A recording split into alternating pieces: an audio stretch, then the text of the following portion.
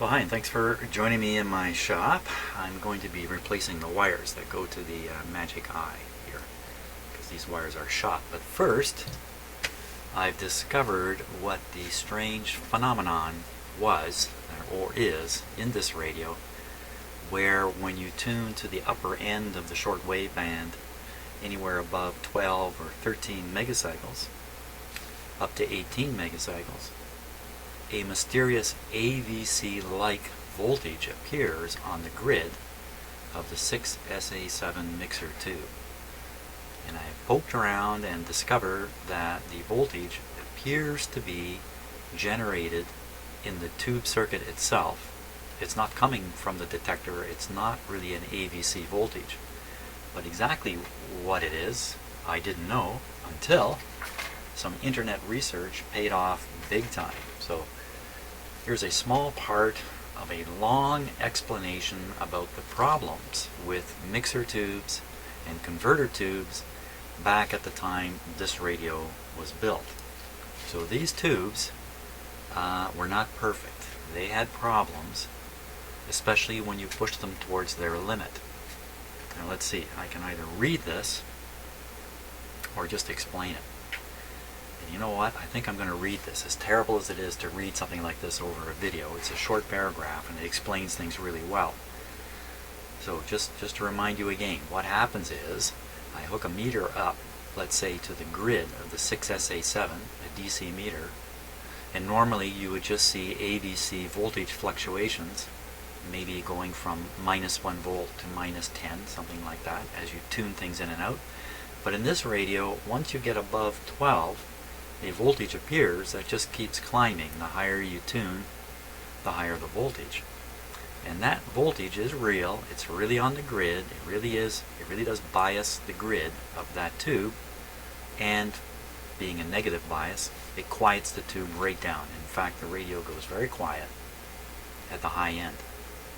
So this, in fact, is an artifact of the... In fact is an artifact. Well, good choice of words. It's an artifact of the tube itself.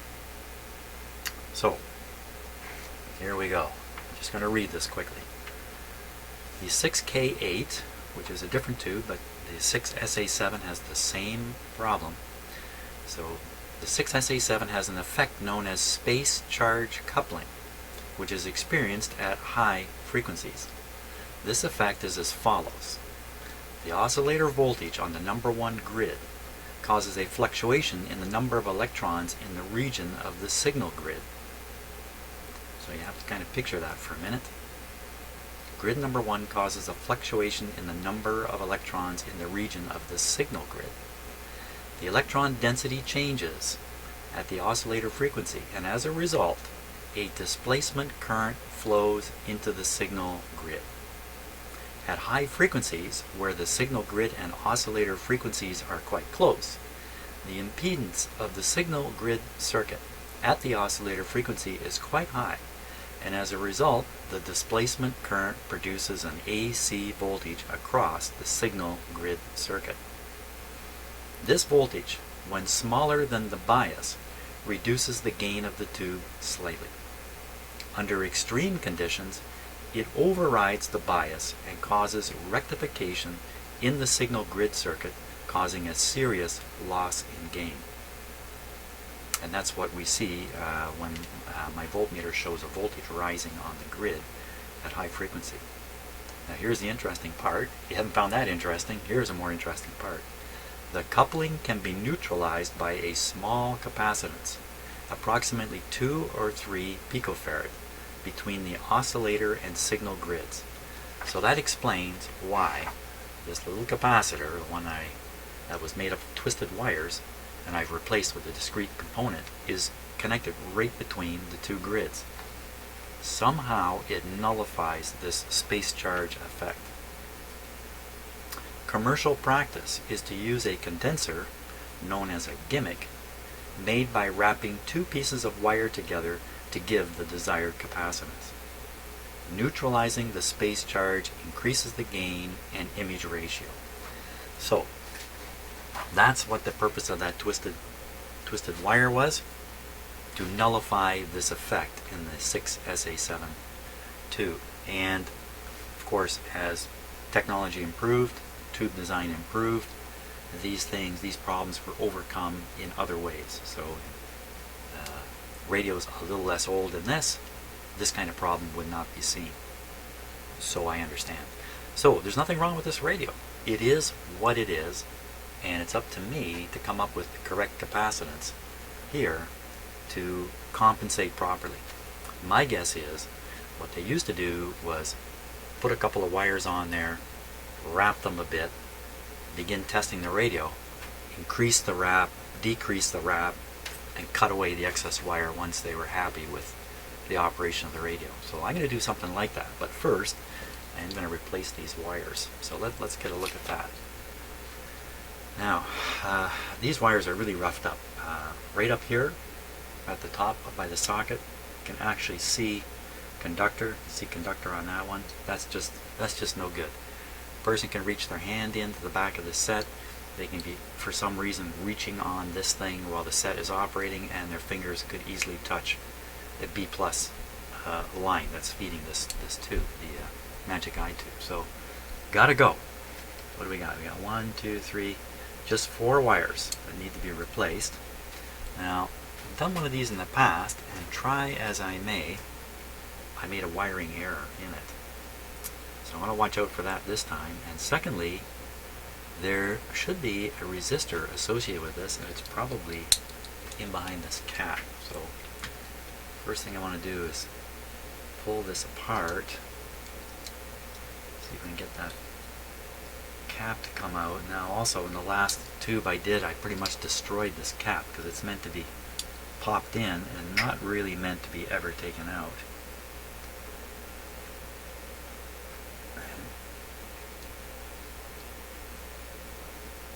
So I don't really see what the trick is.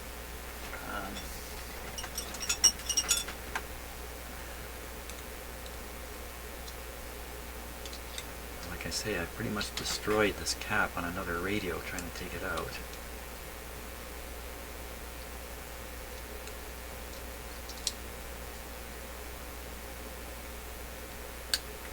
I really can't see anything that's holding it in there.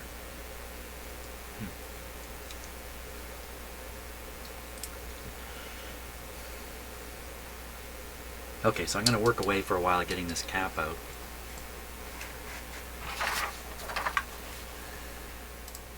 Okay, so it looks like I got it coming out here. What I did with this tool, see what it is. So I put it so that it will apply its pressure towards the inside part, not towards the little outer edge. So I'm not doing this like that. And then I levered it against the outer edge of the plastic case, and I got it to pop. I got it to pop a certain distance, and then turn the camera on. I can't get it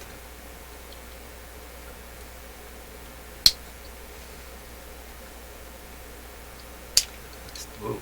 Still feel like I'm going to ruin it here. Boy, I thought it was going to fall right out. Ooh. Okay, I put a crack through it. Ugh. There. Not too bad. Not the best, but not too bad. Okay, right down inside there, I believe, is a resistor. Right in there. A lot of these, the resistor is in the wires back here. Occasionally, it's down in the radio. This one's actually embedded right in the right in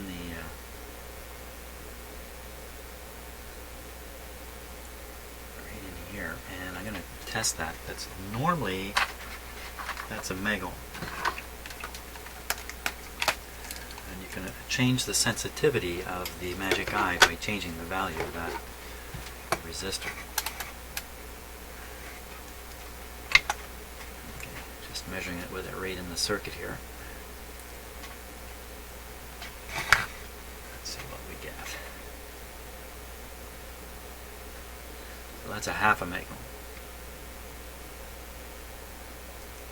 But I don't think there's anything wrong with it. I mean, there's no markings on it to indicate what its value should be, but it's probably half a meg ohm. Good. So now what I'm going to do is I'm going to replace these wires one at a time. Last time around I did this, I removed all the wires, I made notes on what connects where, I then connected the whole thing up, and I got it wrong. So this time I'm going to do one wire at a time.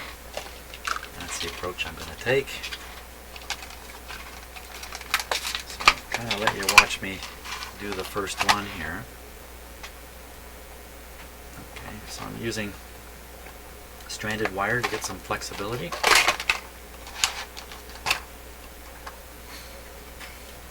I'll do is I'll feed it in here, pick any one of the wires,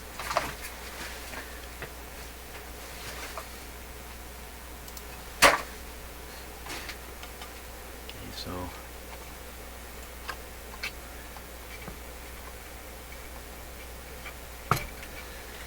we'll pick this one right here first. Okay.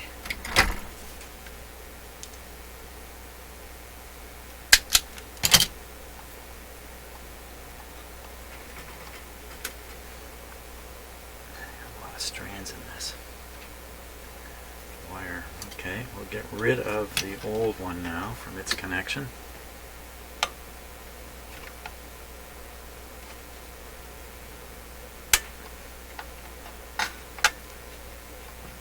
Pull it through here.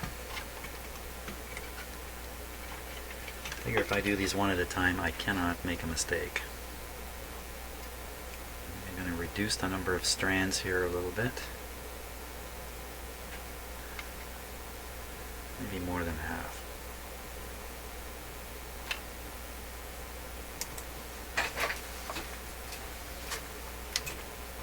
Okay. Now this connection point is right close to the chassis, but it's definitely not supposed to touch the chassis.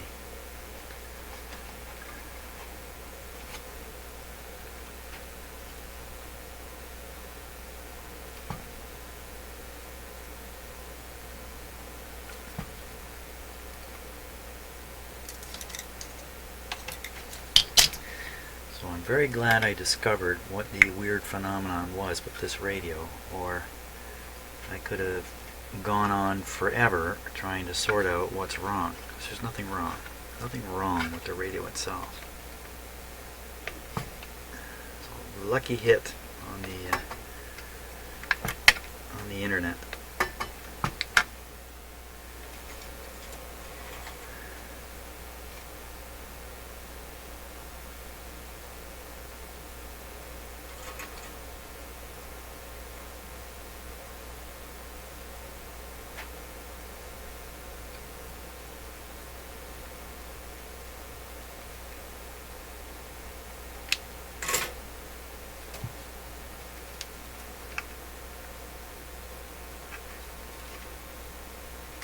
I got it. I got it, no shorts. Okay.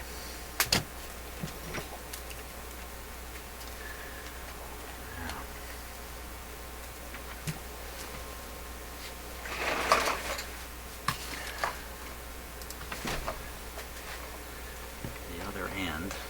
I'm just going to show you one wire and then I'm going to do the rest off camera. Bring this along. And I'm going to cut them all a little longer than the original. Cut them to match the edge here. Oh, hey, come down here. I'll cut them to match the edge here. Give an extra inch of wire.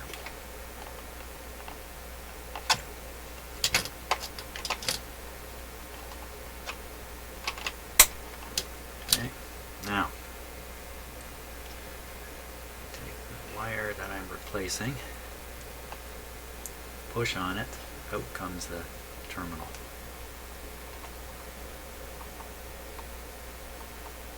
Okay, so I will need my extra hands here.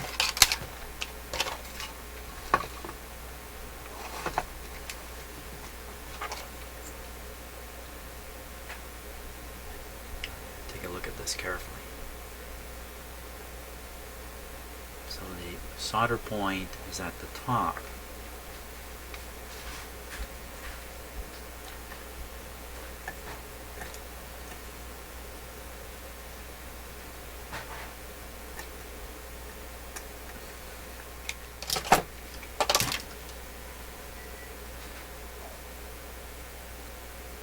Don't need much exposed wire there. I think I want to reduce it a little bit again.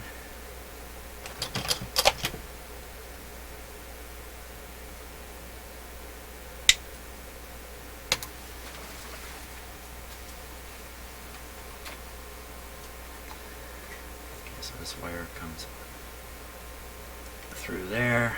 This one. How many times have I soldered something and forgot to put it through something first? Many times.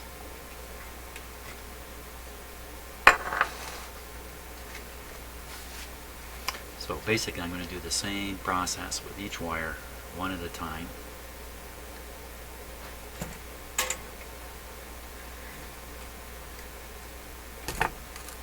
Pretty sure I can't make a mistake doing it this way.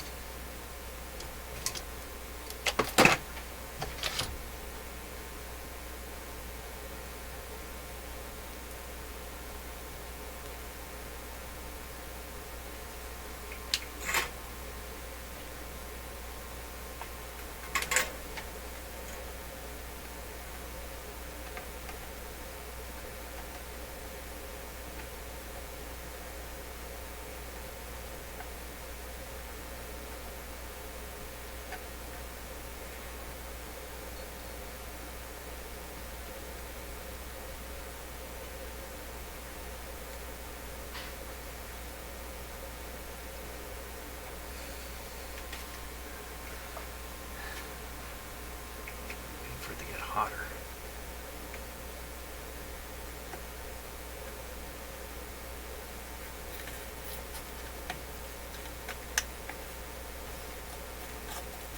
What's holding it?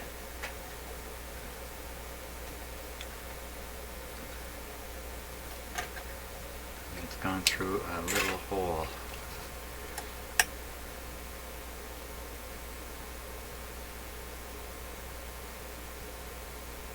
Can't really see. So what I'll do is trim this right off.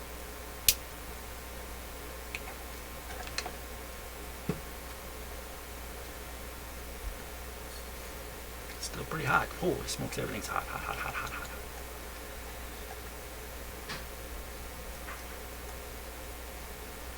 There we go.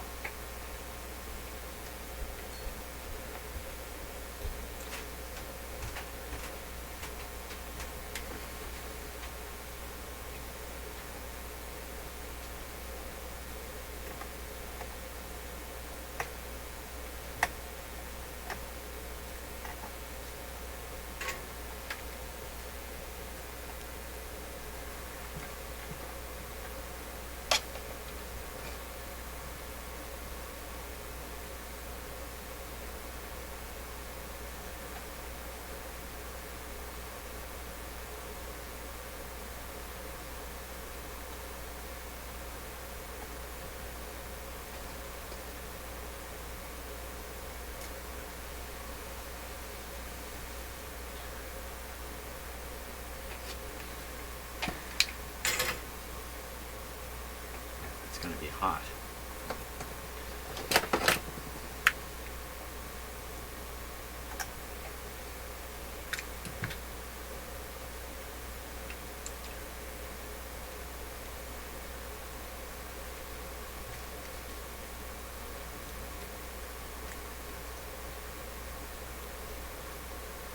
There we go.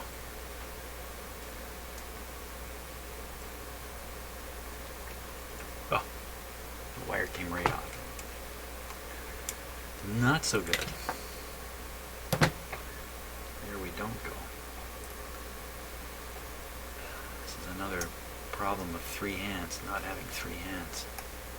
To hold the wire, hold the soldering iron, and hold the solder too.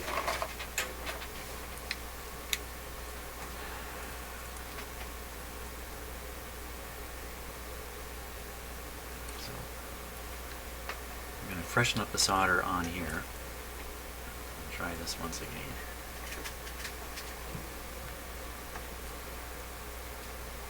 And I turn my soldering iron off as soon as I stop using it, so it's always got to warm back up.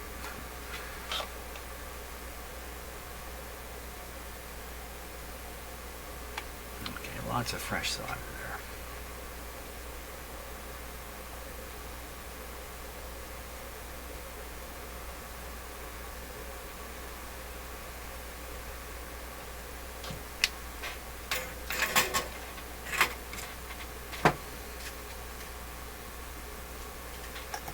And look what I did.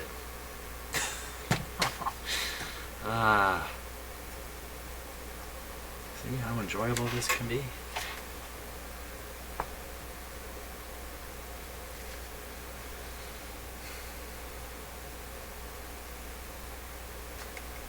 So I'm getting the right wire in the right place. I'm just making a whole slew of other mistakes, that's all.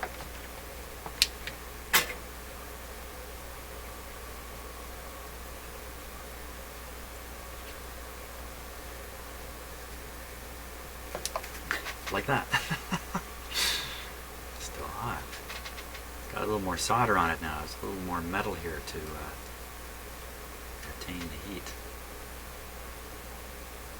There we are. Cooled off.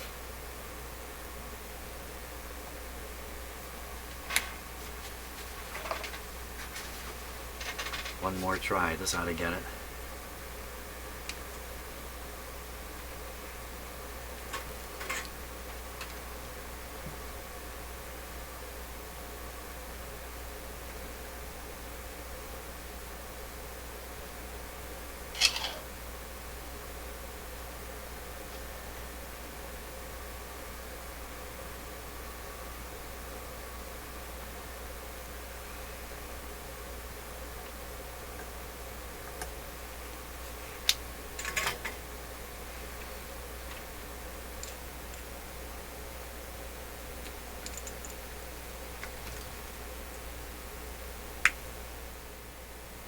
That's going to do the trick there. Okay, so there we are. There's one. Go on to the next one. I'll try this black one here next. Wow. Right, I got to give you a close-up of something here.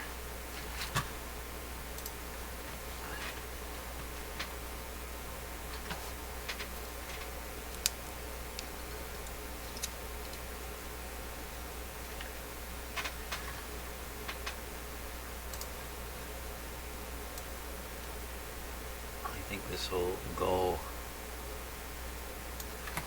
under the title. Whew, that was close. Not by me, but by whoever wired in the magic eye. Let's see if you can see this.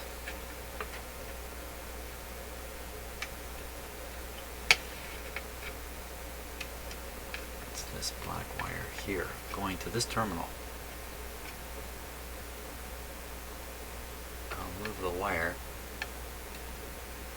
It's hard to see in the camera here.